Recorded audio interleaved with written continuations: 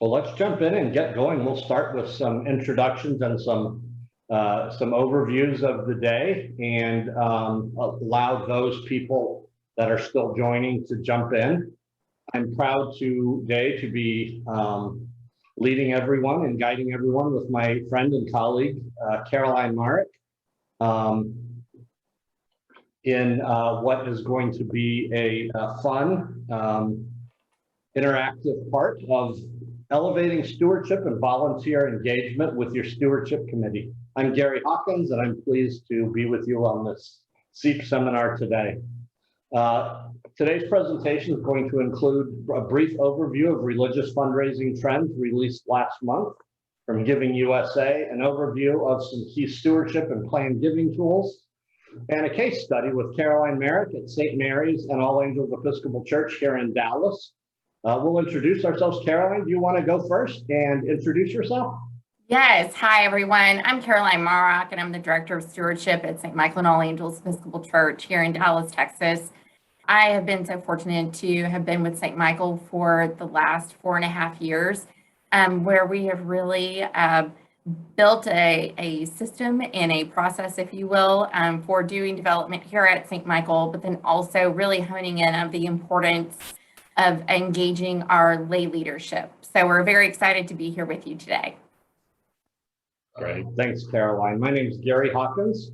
I'm a partner with CCS Fundraising. I manage our Dallas office and spend most of my time working in the South Central United States with the vast majority of clients.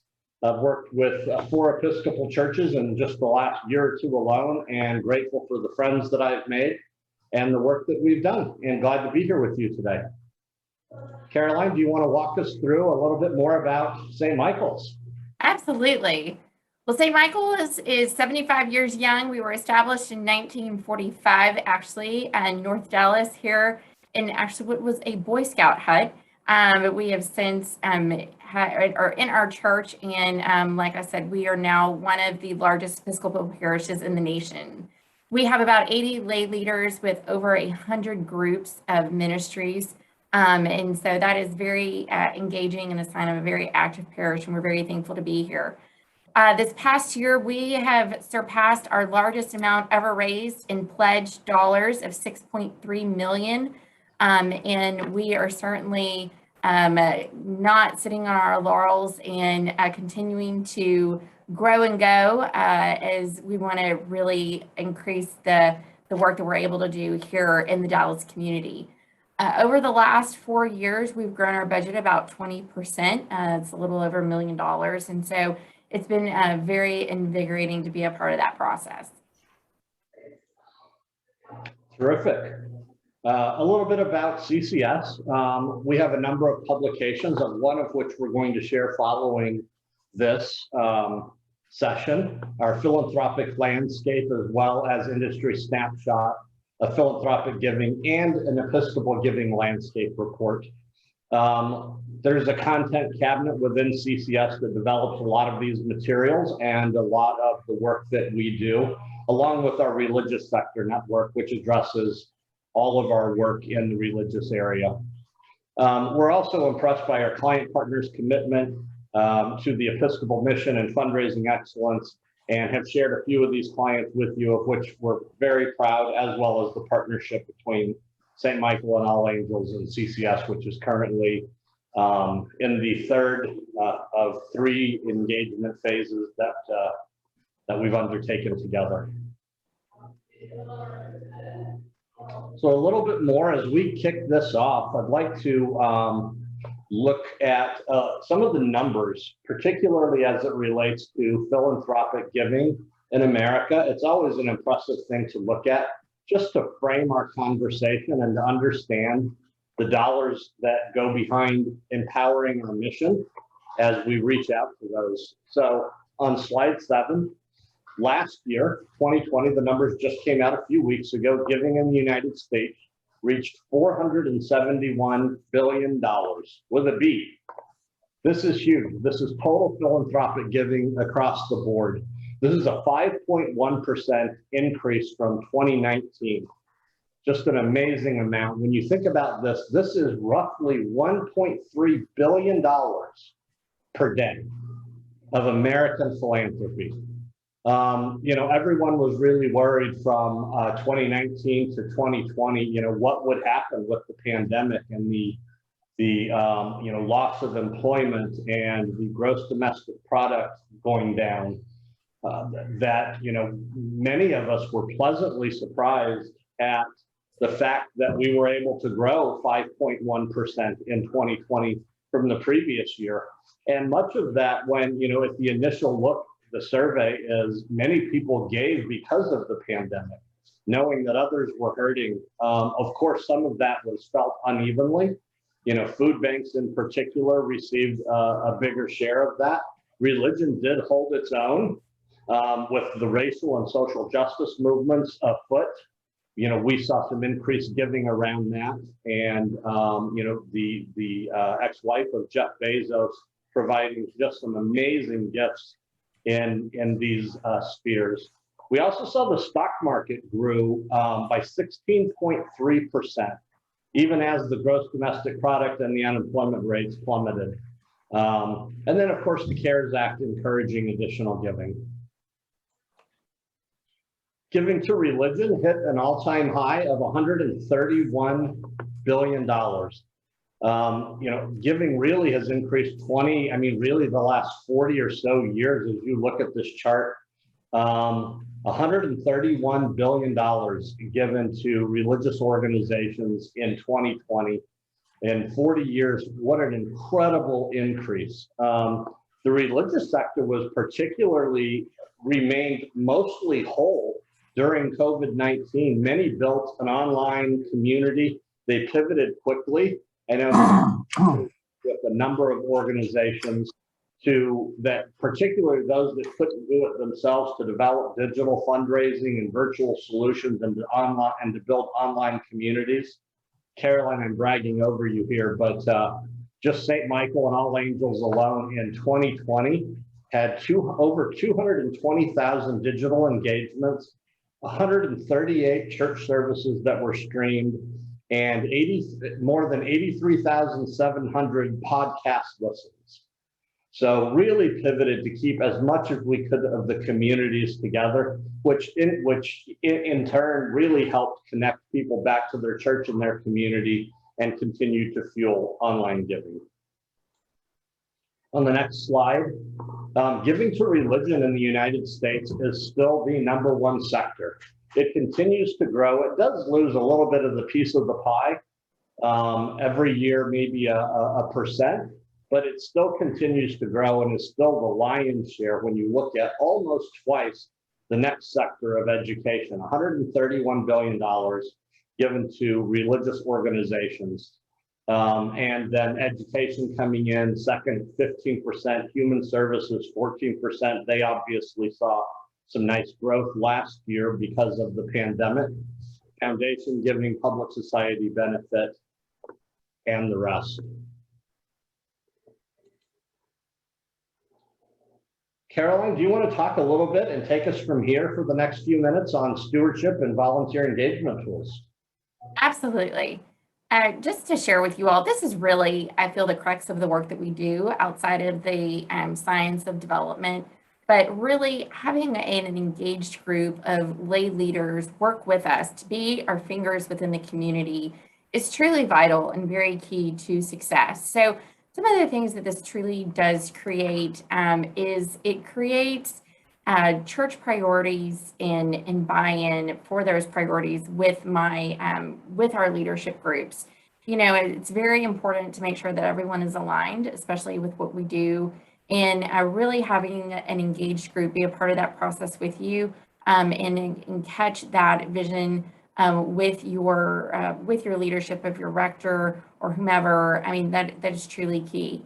They're out in the community. They're having conversations with folks, getting real-time feedback of what are the feelings, how do people feel, how do people feel engaged, how do they don't feel engaged or do not.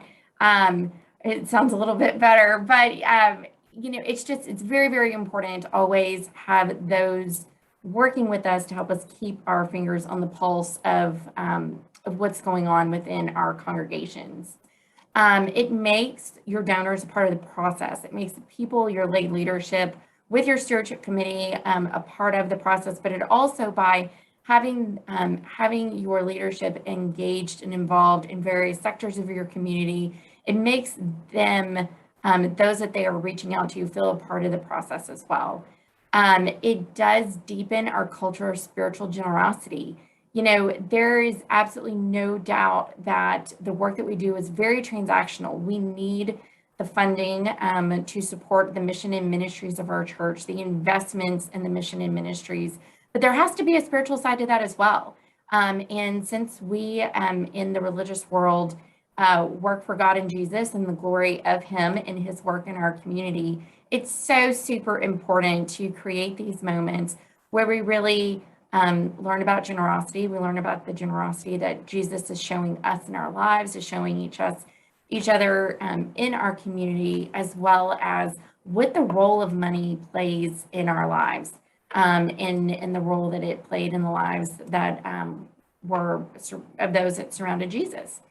It also enriches and grows our faith community. It is amazing when we implement spiritual components of generosity, education, if you will, how the community is really raised up together and grows together. And it's just very, very invigorating and energizing. And we also stay up to date on the rector his priorities, plans, and ideas, which is so important because that alignment, like I said, is key to keep everyone moving and rowing in the same direction. So how do you get started? Well, you define the objectives for your group at hand and seek out those who are strong leaders within your church community. Be it pledging members or not, it's always great to have that conversation and have everyone be a pledging member of your group. Then develop structures and expectations. Personally, for us here at St. Michael, I have created some structure to our group where everyone signs up for a 3-year period. 3 years is really important for continuity's sake. And if we want someone to stay, we offer them a year extension, or we ask them to sign up for another 3-year period. It has happened here with us, which is very exciting, but it really does. It is energizing and engaging and invigorating for those that are with us in this process as they see the growth and development. We do meet regularly. Regular communication is key with your groups. Keeping those lines of communication open about where we are in the process, because this is a yearly process. Keeping them engaged in that process, having them help you develop that process, very, very important. Highlight volunteer impact. You know, where credit due, credit is given. And I certainly could not do this work by myself. And so it's very important to really celebrate the work that the volunteers do to help us make St. Michael a better place. And then iterate and improve. Every year, we are a process that is clearly always evolving and making ourselves better. I constantly ask for feedback. You know, in my book, feedback is the breakfast of champions. And without it, how do we know what we're doing wrong? How do we know how we may not be reaching a certain group of families, of demographics, of whatever it may be? We need to know so we can fix it and we can make it better. So maintaining the momentum. In maintaining an active stewardship committee and meeting regularly, it's very important to always charge our conversations and asking ourselves the questions: what engaging activities can we plan? Where is it appropriate? When is it appropriate to plan engaging activities to be parish-wide? How can we build enthusiasm for stewardship education, sharing the impact? How do we share the impact? How do we have to repeat that impact over time so it is heard and people can hear that? How can we incorporate stewardship education in all aspects of parish life? Which communications go out? What are your vehicles of communication? How do you do that? What are those key things that you want to share over a period? What do you want to share mid-year? Say, this is what your dollars have done. You know, in fundraising, those magic 3 words have always been because of you. Because of you, we are able to truly do this. Because of you as a staff, we're able to provide for our families, but then also do the mission and ministry work that we are called to do here within our churches. How can we encourage greater commitments of time and talent throughout the year? You know, it's a thing, we don't just want your money, we want you. We want you to sign up. We want you to really be engaged in our mission work, because with engagement, dollars follow. And so it is constantly thinking of those things of how can we truly broaden the message of it's not just about money, but it is about your time, talent, and treasure. So, you know, of a lot of the areas of focus here, I mean, there are so many different ways to permeate this message, and thinking about that it's not just one communication vehicle that is going to do the trick. There is never one silver bullet, as much as we would like for that to be, because our churches and our communities are all of varying sizes. Bandwidth is all of varying size. And so it's really important to think about for your particular parish, what is that, or what are those key things, key vehicles that we can get these messages out to, and how is it best to reach these groups, and maybe it's planning those priorities throughout the year to do so. So establishing a timeline. When I was asked to establish a timeline, I'm like, where do you want me to start? But to keep it very high level, it's really very important to have a plan. And in the spring is for us, for the fall, for our fall drive of our annual fund. The spring is super important to do a lot of planning, a lot of recruiting, a lot of conversations to kind of, you know, get all of our ducks in a row, if you will, because once the summer hits, we're in the thick of planning marketing materials and so on. So in the spring, it's super also important to get a vision from your rector. How is it that we have to, excuse me, my lights just went out. My apologies about that. How is it does your rector want to theologically teach and synthesize these lessons of giving, generosity, money, whatever the theme may be? This year, ours is giftedness. How are we all gifted to give and to give back?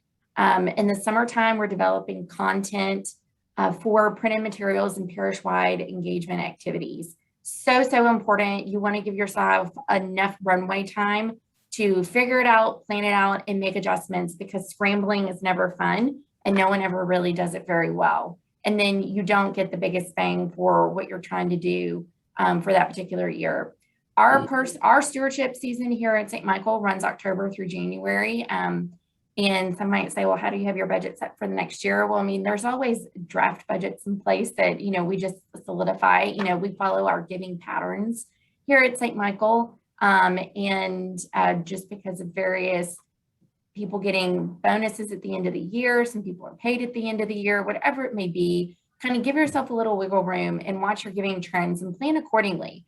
Because it's all about keeping your digital campaign up and going. But you're soliciting and you're thanking people all fall and winter long into the spring. And we're really thanking people throughout the year, to be very honest. But thanking people and thanking them more than once from a couple of different avenues and venues is very important.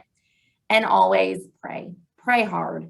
There is no doubt at all. And I was even reminded about this yesterday myself as I was channeling a lot of nervous energy, is that we would not be where we are today at St. Michael without a whole lot of prayer. And it's so important to carve that time out, go and spend it in the quiet of a place that is centering for you and whatever works.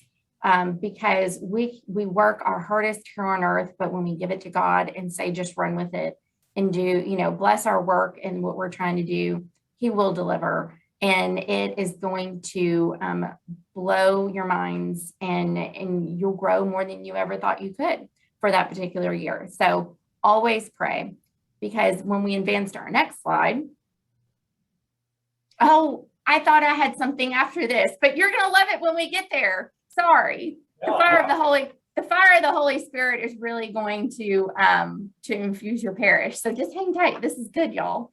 I'm going to flip it back over to you anyway, and pull a question that came in on the chat that from Christine Kales. Thank you for the question. What tasks do the Stewardship Committee members perform or work on? How do you utilize them? I think that's a great segue into how you look at all of this. Sure. So I actually have subcommittees designed within my committee. Everyone on the committee is asked to do a certain number of things, but then I have subcommittees where I ask everyone to serve. We all bring different gifts to the work that we do. So I have a marketing and communications committee. I have got a cultivation committee, and I have an analytics committee looking at financial growth and numbers. This is no option. If you don't elect where you want to serve, then I assign you, basically. Let's not spoil the fire breather. Go back. Thank you, though. I appreciate it. Our marketing communications is really our parish-wide engagement activities and all the elements that go within that. What are we communicating? How are we communicating it? How is our marketing and communications helping us to achieve our financial growth goals? It is, helping us to fill in content for our digital campaign. Again, this work is too expansive to be centralized. It is just very hard and difficult. And so it's always important to have another group to be a sounding board of, to have them collaborate with you. They're going to have ideas that you had never thought about. Our cultivation group is all about how we say thank you and what is something new that is digestible that we can do this year. This year, it's all about our new donors. It's all about our new pledgers, because it's super important to cultivate the pipeline of what we do with our new people. And donors do not become donors until they have been giving to you and pledging to you, fulfilling their pledges for a handful of years. And when you look, if you have the ability to look at the demographics of the people that are pledging to you, it is stunning, or at least it has been stunning to see here at St. Michael what our numbers are in those that are in their 30s and their 40s. So this year we have an entire 5-week scavenger hunt, if you will, designed to engage families, to get them to open the door for them to participate. Just do something, get on the hook, participate, and then we can cultivate you. So that's super important. And then our analytics, it's all about looking at our data, seeing where the areas and opportunities for growth are, and what do we want to make the priority that year? What do we want to craft the strategy around? All very, very important. Great, thanks, Caroline. Now that we've teased everyone with the picture of the fire breather, I'll let you explain what this is, and then we'll jump into some more questions, if that seems all right with you. Sure. So I'm going to actually address the slide on the screen, and then we can move on. So considerations for year-round planning. Year-round.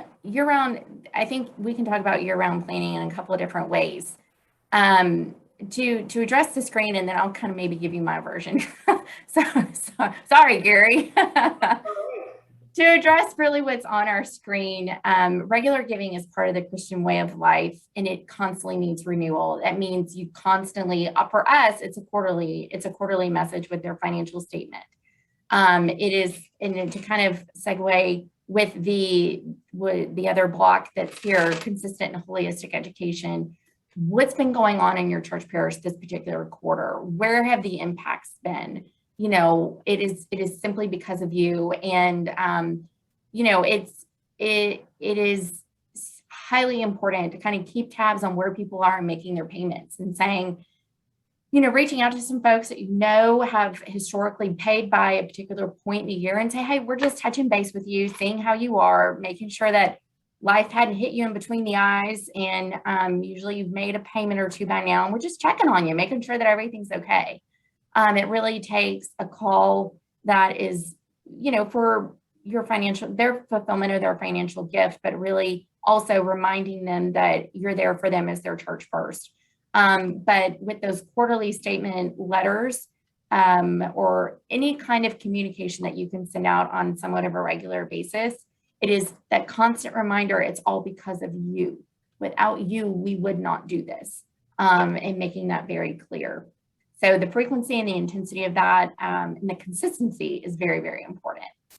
So as far as considerations for year-round planning, I am still working on mastering this a little bit, but it could be as simple as reflecting upon your year and building out just a punch list of month by month where you want to be on certain things, be it with your communications plan and planning that plan, and backing that out for when you want things delivered, when you need to be ordering a bunch of your stuff, be it, any kinds of materials, handouts, goodies. So you're not scrambling at the end and ordering them right when you need them. You order them 2 months in advance because you have the brain space to think about it. Really just, it's kind of giving everything that is a deliverable for you, for your work and your congregation, giving it a timeline, deadline, backing it out, looking at your quiet times of the year and just getting it done, really. So that's a little side note on year-round planning. And when you do all of these things, and the Holy Spirit is just on fire in your community, we can now advance to our fire breather. It will just come alive in your church. It truly, truly will. And it's very exciting. So this is from the Fires of the Holy Spirit infusing St. Michael at Pentecost.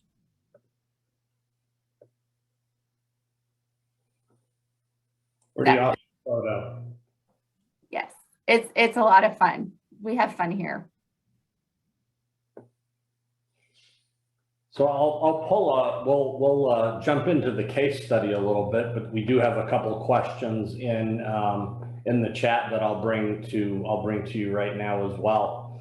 One is, I think the question of with a parish of primarily senior citizens with really few families with children, how would you address, and so maybe the question is, how do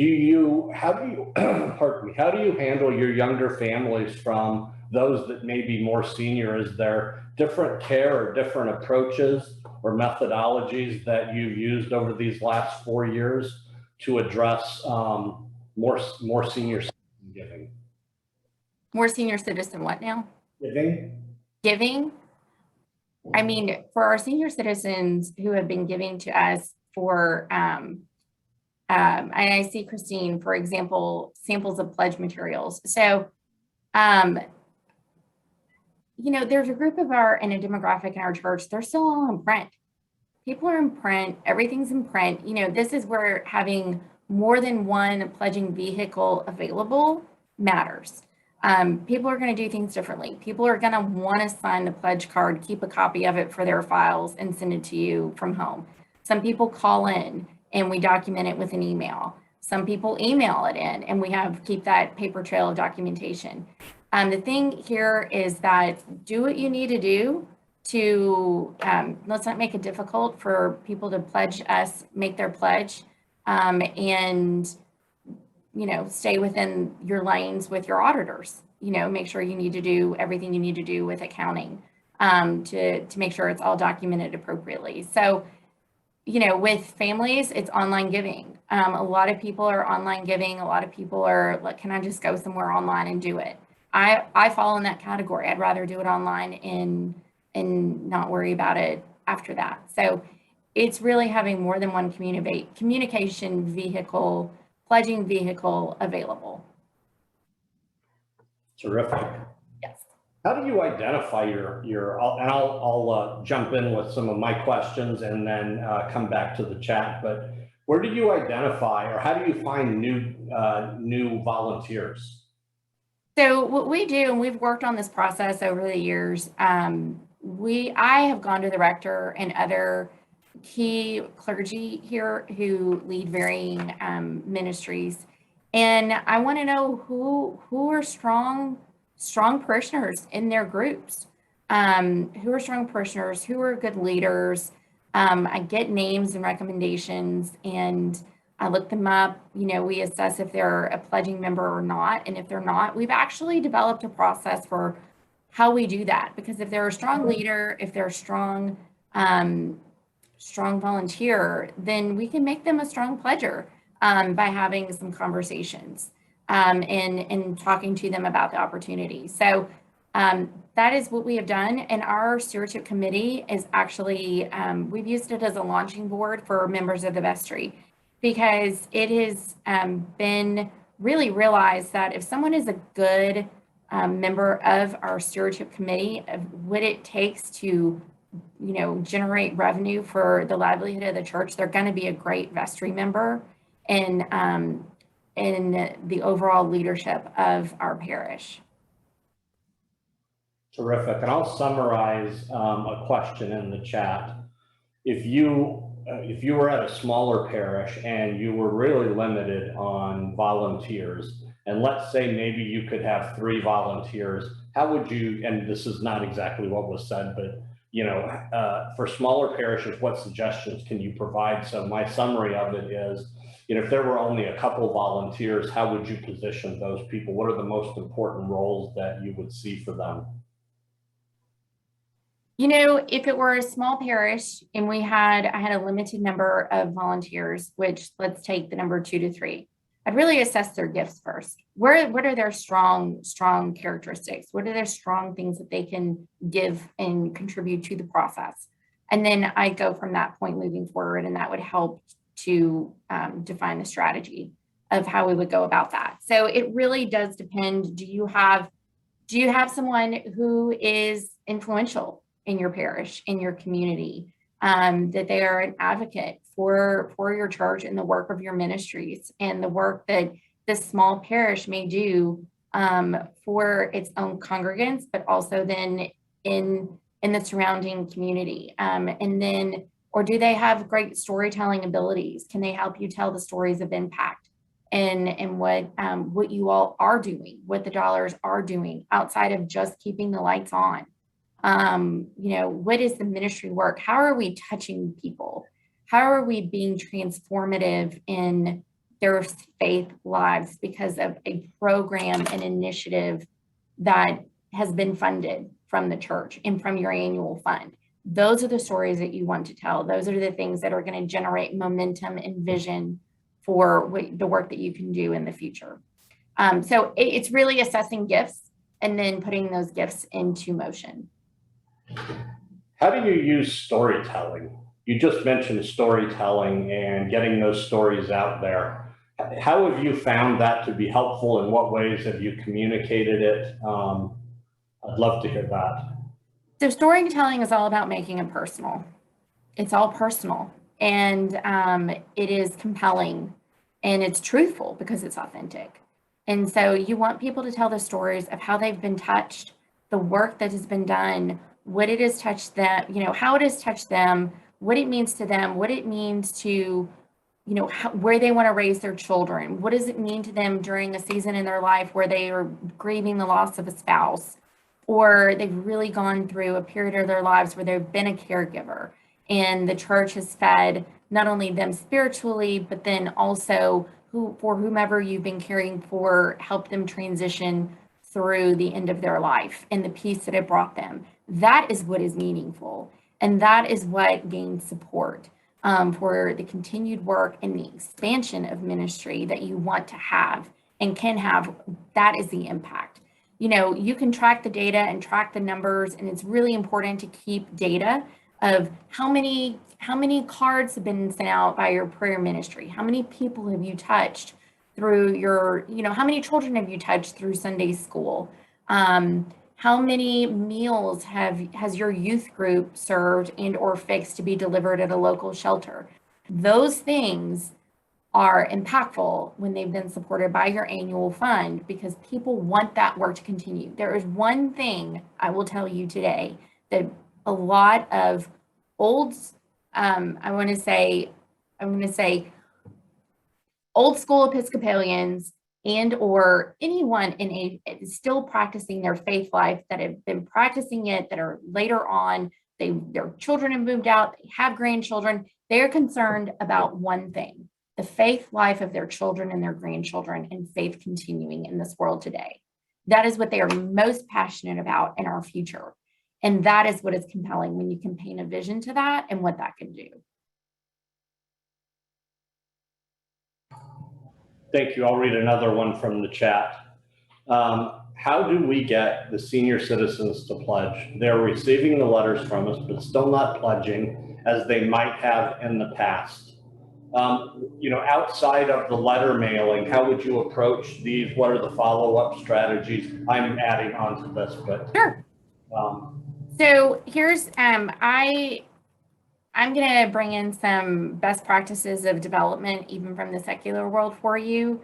And this was really, a light was shined on this for me last year of, if it's a best practice, why aren't we giving our best to God? And I agree with that. And so it's called personal solicitation. You go and you visit with that person. When it is done so carefully, with a lot of prayerful consideration, if we want to use, whichever term you want to use to be done most appropriately. If you want someone to just pledge and participate, please join us. It is as simple as $50 a month. I know senior citizens, regardless of whatever the scenario may be, some senior citizens are living on very fixed incomes. Some senior citizens are living off of, depending upon whatever their financial situation may be, they're living off of investments and trusts, and they've got other multiple streams of revenue coming in. You may know, because of your social knowledge, I want you to pledge at a level of $5,000. I want you to consider pledging at a level of $5,000. Here's what this means. I want you to consider pledging the level of $15,000. And here's what this means for our church. And asking them directly and letting them think about it and pray on it. They may give you an answer then, they may not. Be it $50, $500, $5,000, or $15,000. Personally soliciting them is meaningful, because then it's bringing forward that their church matters, especially if they're approached by other organizations for funding needs. The church also needs to, without pleading for it, without begging for it. There's nothing that really makes the hair on my arm stand up more than thinking that the work that we do in stewardship is a begathon. I've been told that before by a priest, and we had a very fun conversation of how I told him it wasn't a begathon, that we're supporting the mission and ministry of our church. So it is meeting them, spending time with them. Fundraising is all about relationships and relational. It is what matters to them, and having them participate and giving back to a life that God has gracefully given them. And, we all can think about the widow's mite. She gave everything she had because of what God had given her. So it just depends, but it can be a very easy conversation for them to consider and think about, and for you to leave a pledge card with them. Gary, you're muted. Yep, sorry, I've got a lawnmower outside. There's a follow-up to that question: will a phone call suffice to senior citizens, as in-person meetings sometimes aren't possible? We still have some people that are hesitant about in-person meetings. And so maybe some of that conversation too is, how have you at St. Michael's been able to make more of a culture of those in-person visits? And then, what would you do if there's still not that culture, and how do you move in that direction?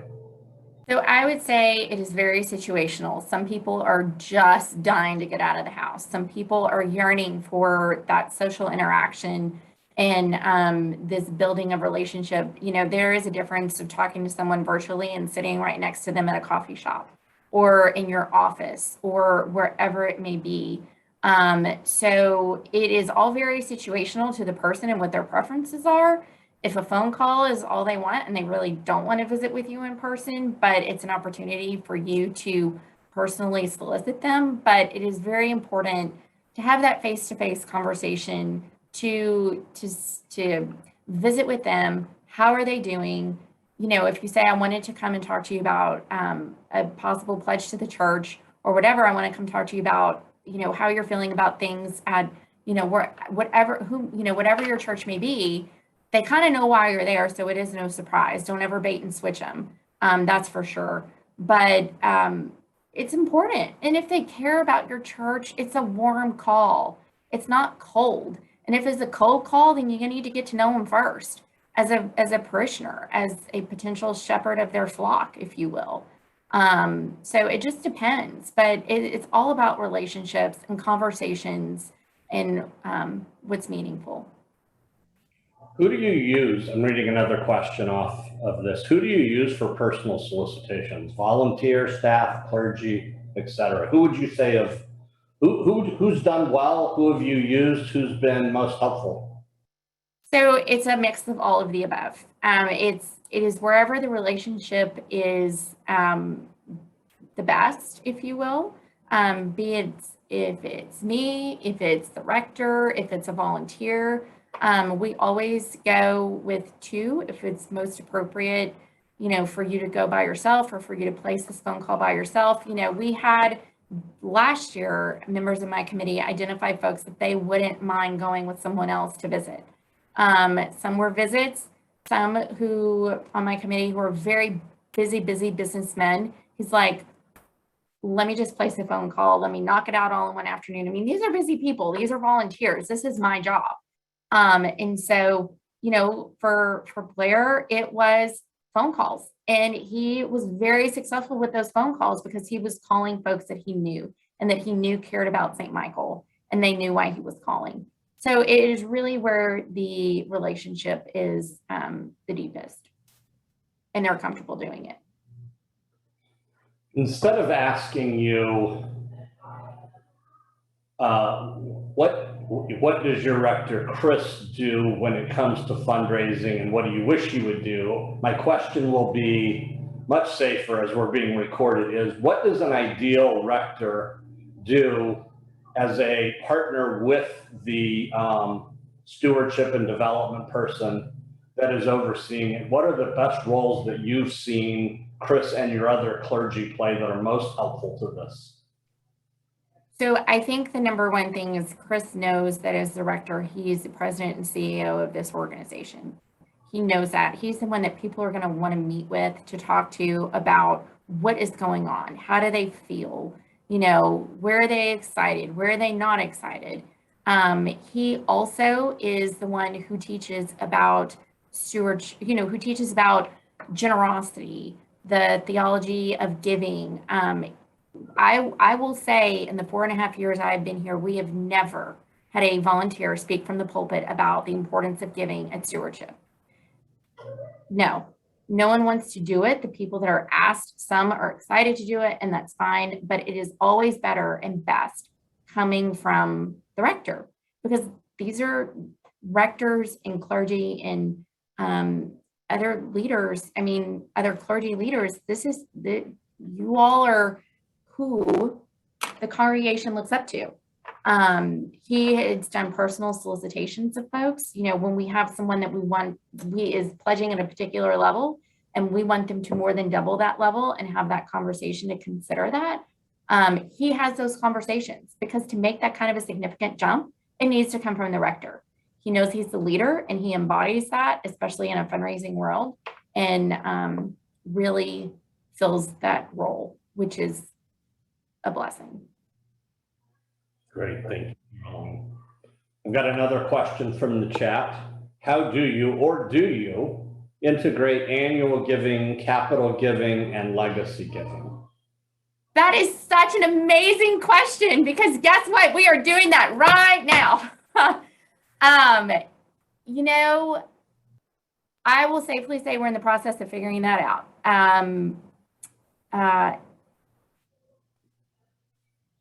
We're all rowing the same boat here, guys. I mean, annual, capital, plain gifts, all rowing the same boat. And it is it's just about conversations about building for our future, and what do you want your legacy to be at St. Michael, and in supporting the programs that we're able to do today. I mean, in some of those things, you have people, I actually just recently did a course through the Lilly School of Philanthropy on plain giving, and plain giving is a marathon.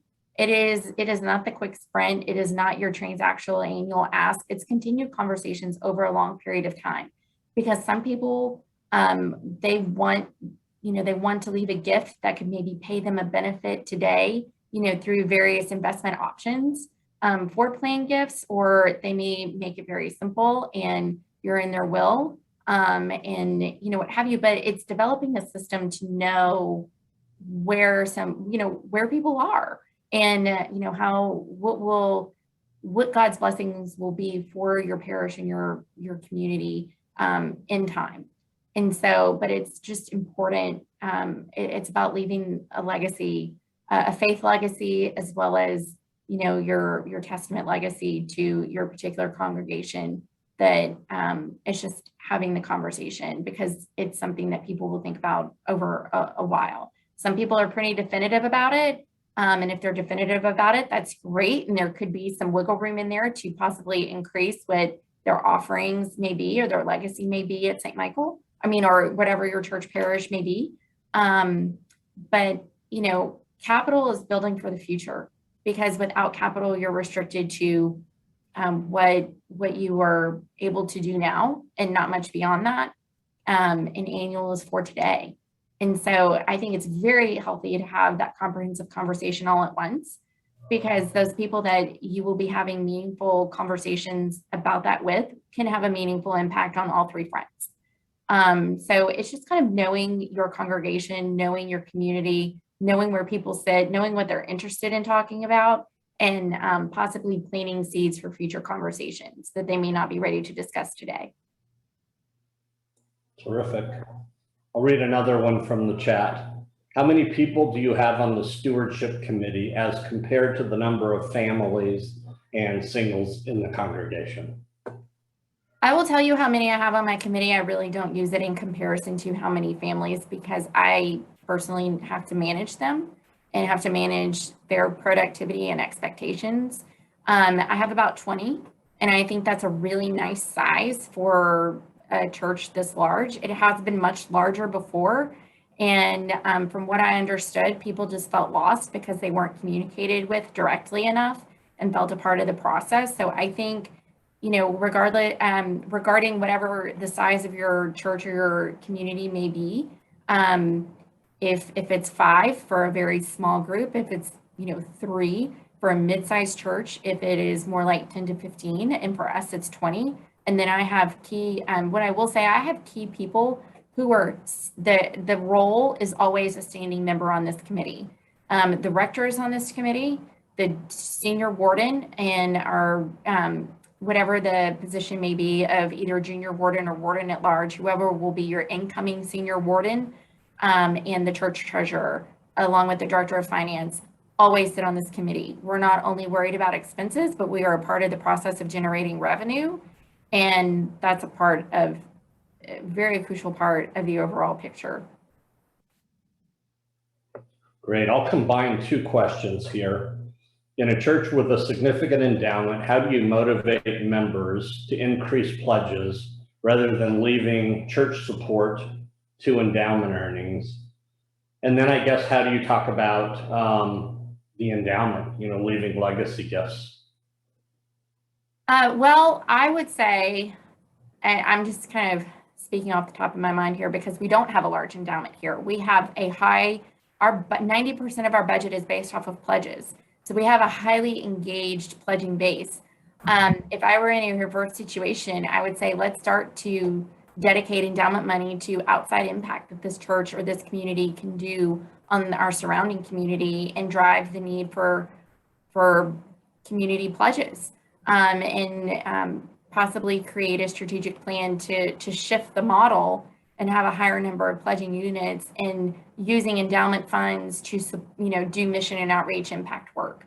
How do you talk to people about leaving their legacy? it's a process of identifying your some of your, maybe not your highest annual supporters, but your most consistent annual supporters, because the guy that could be only pledging $5,000 and or $500 may leave you $1 million because, he's pretty frugal. And so those people that have been, or your longtime most committed volunteers of leaving your legacy, to your church parish, and what can that look like because of the ins and outs and finances of dying. You'd rather give it to God than other people. Thank you. We'll also read another one from the Q&A session. You talked about sending a message with quarterly statements. Do you also send the message to people in the congregation who have not pledged? That's the question. And then I would also say, if somebody has not pledged by the end of January, is there future communication? So there's always communication. I will say, the ability to pledge is open 12 months out of the year. You just have to fulfill by December 31st. That's the catch. Of course, we have communication that goes out to the parish of what's been going on, but if you haven't pledged, you're not going to get a letter saying, because of you, we've been able to do this. And, because you didn't pledge and support this, but you could, the message is always to join us, be a part of this impact, be a part of this momentum. And so could we be better at that? Most definitely. And we could. We have to watch our timing and how we do that in the spring once we've ended in the end of January. And then once we kick off again in the fall, it's all about knowing your community. And this is something that we could most certainly improve upon. But, when we send out our mailers asking for the next year. So that's, for us, that is done in mid-September, when we send our information to the mail house to arrive in homes at the end of September, because our stewardship season is October through January. So it really just depends upon your community and how you want to message that. Okay. Have you used role models in the past to spotlight either a planned gift or a gift from their IRA dispersion? We have not had a true concerted effort here, even though we are 75 years young. We have been working really hard the past 4.5 years to truly formalize our development office here at St. Michael. Yes, we need to do that. And that is kind of on my docket and on my radar to truly build out a planned giving campaign, if you will, that can run in the spring. The idea is to replicate our fall campaign for a planned giving campaign to one extent or the other, and really build the strategy there. So I've seen other churches do it and do it well. We have not gotten there because we have just been in the process of really formalizing our annual process. Great. Unless I see other questions pop up, I've got two final questions for you. What's in working with volunteers? What's the most important lesson that you've learned? Always listen. Listen to what they have to say. Ask them for feedback. Ask them for ideas, because that is where the goodness comes from. And then my last question, unless I see something else pop up, 20% growth over the last 4 years in the annual pledging is phenomenal. Are there any 2 or 3 things that you tweaked or did differently or overhauled that you would say, came together to make some of this happen? Just curious on what you would point to that was done differently that has resulted in such amazing growth. Sure. So number 1, I overhauled my prayer life. Again, prayer. My prayer life. Because we really... Personal prayer? You overhauled your personal prayer life? It all goes together. Okay. It's your work prayer life. It's your personal prayer life. It is everything. But it's truly seeking that unbridled courage every day to step out there, to think about how to do it, to try something new, to look at other churches that do this and do it well and replicate it. to fit your parish. So I would say that's the first thing. Secondly, when we solicit and we thank people for the amount that they have given. We have formalized a thank you process and a formal thank you note from the rector that comes on personalized stationery. We have in the solicitation letter, we only give options, increase options at the bottom of 10, 20, and 30%. We make them write in the other of whatever they want to pledge if it's the same amount from last year. So that has really caused a really nice increase in our average dollar pledge, is providing those options that they don't have to calculate it themselves. It's already done for them. And the letters are all very personalized. And then it's again telling the story and making a packet, a solicitation packet. It's not just a letter. People want to see pictures. People want to see numbers. That's very important. I know we modeled ours after another church here in Texas, and it's done phenomenally well. And so it has been key to our success, or one of the keys to our success. And just diversifying, giving options, fulfillment options. It's cash, card, gift of stock options. It's anything. It's our, the general IRA distributions that people are, that they have to do every year, that can be used to fulfill your pledge. So, and it's just making visiting people, getting to know them, really implementing and formalizing just development roles within your church congregation, because like every other successful nonprofit, you're a nonprofit too. And I personally think when you do it for the glory of God in your community, that you have the upper hand. I will say, as the last thing, it left me and then it just came back to me. We actually branded stewardship here. So we're not changing logos every year and themes every year. That is just exhausting. And so we have a logo that stands the test of time and will. Everybody knows what the word sale means, and everybody knows what the words building the kingdom means here at St. Michael, and that's stewardship, because the work that we do with our time, talent, and treasure truly builds this kingdom around us in the community. So that way we've kind of freed up that component of planning and raising money, is that people just know what it means. So those have been our big keys to success so far. One more question that just popped up, and then we'll wrap up. And I'll ask the question and then rephrase it too. Do you find that in the Episcopal culture that there is a tentativeness regarding actually talking about money? And we both know, of course, and it's always hard talking about money, whether you're Protestant, Episcopal, Catholic, Baptist. So how have you helped people grow in talking about money? So I grew up Catholic. I'm still Catholic, and we still don't talk about money at the Catholic Church a whole lot, and it drives me slightly bananas. And I have grown more in my faith here at St. Michael, talking about God's generosity, talking about God's grace, talking about my personal walk in discipleship, in this journey of giving, what the role of money has in our lives. I have grown more in my 4.5 years than I have sometimes in my entire Catholic life so far. So it's all about how you talk about it. The money is a number, and it's a number that people are either going to say yes or no to, and consider something else.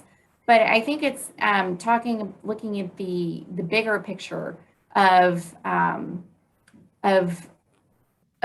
all the things of materialism, consumerism, but really the blessings that we've been given in our lives, and what we're able to do, and what we're able to plan for, what we're able to choose to do, how we're able to choose to make an impact in our church and in our ministries, in our children, in our faith communities. Like, we all invest in our personal development.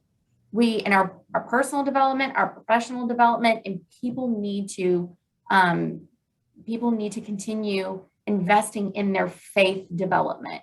And this is part of it. money rules our lives. It's how we're able to do what we do. But it's also how we're able to be a vehicle and change it for good. And be it through your church, through your symphony, through your museum, through your university, through your hospital, whatever it is, your church is a part of that conversation. And so really looking at your overall perspective and how to help people along that journey is key. Great. Well, thank you so much for our time today. Thank you for all of those that joined us. We appreciate the questions in the chat, and please don't hesitate to be in touch.